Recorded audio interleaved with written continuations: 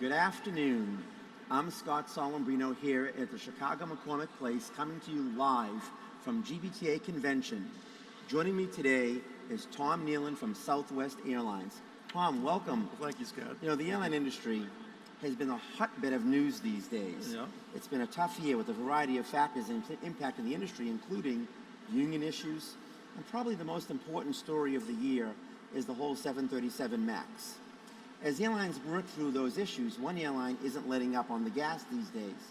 Today, Southwest has made a huge announcement here at GBTA about a major investment in the business travel space, including where it sees their next opportunity. Let's talk a little bit about your big announcement today at the GDSs. Well, I think the announcement's a natural. I think that our product is a great business product. It's low fares, great network, great schedule, great service, great hospitality, great policies, and no change fees, that kind of stuff. And it's a great business product. I think that we are really strong in a few of the booking channels for corporate travel. I think there's one in particular, GDS, where we haven't been where we should be. And a big reason for that, I think, not wholly, but a big reason for that is simply because of the fact that we had to replace this legacy infrastructure called SAS, the old cowboy reservation system. We did that with Amadeus PSS. Now that infrastructure and capability is in place, we're going after enabling, industry-leading GDS capabilities. So that's where we are. Well, I think it's incredible that you get to do it here in front of this audience. It's kind of fun, isn't it? It is kind of fun, and I think you're doing a great job. I saw you this morning. You were absolutely great. Thank you. So let's shift gears a little bit. Yeah. I mean, obviously, it's been a really tough year for the airline industry, and everybody feels that, especially the people who actually have to fly in the planes. With unprecedented groundings of the 737, you've just announced that you've had to kind of make some adjustments in your fleet and in where you're operating. How do you feel about that, and what do you think you're going to be able to do? Well, we've had to take the MAX out of our schedule through January 5th of next year. And, it's challenging. It's challenging for us. 2 weeks ago, we had our earnings call. I'm not sure if you listened to any of that. I watched Gary, actually. But, we actually had an incredible second quarter in spite of the MAX grounding. We had record operating revenue, record EPS, we had a record load factor, we had industry-leading return on capital, margins, the whole thing. So in spite of all that, the financial results were good. The operating results, we had tremendous on-time performance and just operational metrics. We worked very, very hard to minimize the disruption to our customers by reaccommodating them well in front of their travel date, and we were successful in that. So I think all in, financially, operationally, brand scores, customer satisfaction, we're doing really well, and I'm really proud of our organization for that. Well, you know what? I think everybody never expects the unexpected, but we all have to adjust when it happens. And I think that's what Southwest is able to do. I mean, I'd be remiss if I didn't talk about Hawaii.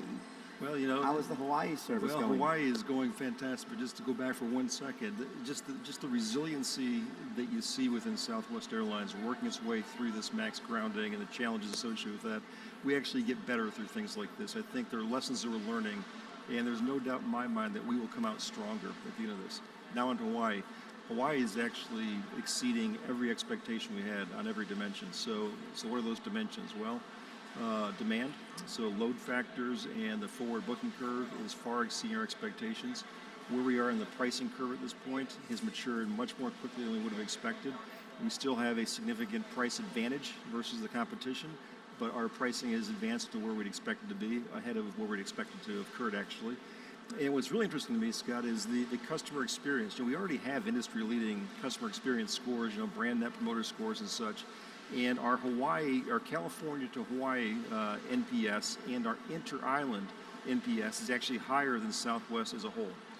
I mean, it's phenomenal. That's It's incredible. absolutely phenomenal. So I think the performance of Hawaii is far exceeding our expectations. We do intend to continue in spite of the MAX grounding and in spite of I just wish we had more capacity, but this is big enough, strong enough, and strategic enough that even with the reduced capacity, we are going to continue to invest in Hawaii. How do you see at Southwest big data being infused into the travel experience now? The whole big data, advanced analytics thing, it's a big deal. We're pretty good at it, actually. I think the customer or the travel experience, the biggest opportunity to really affect the travel experience with advanced analytics is in the pre-planning of the operation, maybe 12, 24 hours beforehand, anticipating weather events and disruptions and that kind of thing, and resetting the operation. And the second is really day of operations, irregular operations.